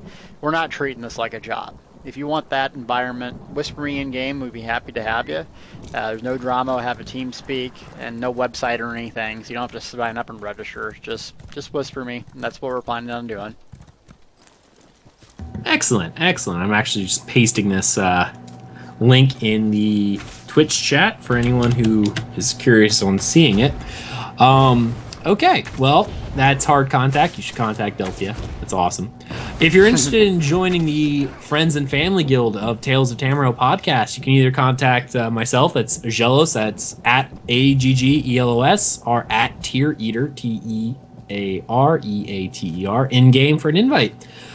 This guild is just a place where fans of the show can meet and mingle with all the hosts of our podcast. And once in a while, we go out and we like to do some events with our listeners and stuff. We like doing that kind of stuff. So listen here. If this is where we would announce when we want to do this stuff.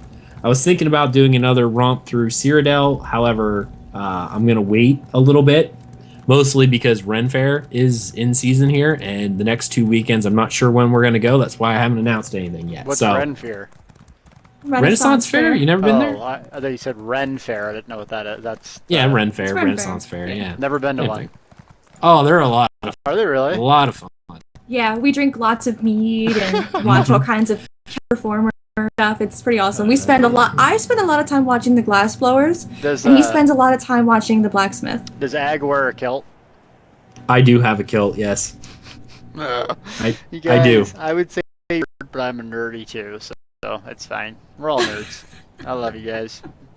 We like doing it, and like I said, I like going there. And the best part is our Ren Fair here in Pennsylvania, where we live, is they have a year-round winery and brewery. Like, they brew everything on site. All the stuff there is stuff that they brew. Huh. So it's like legit mead. Yeah, yes. No, it's legit mead. Yeah, because it's not. That sounds like fun.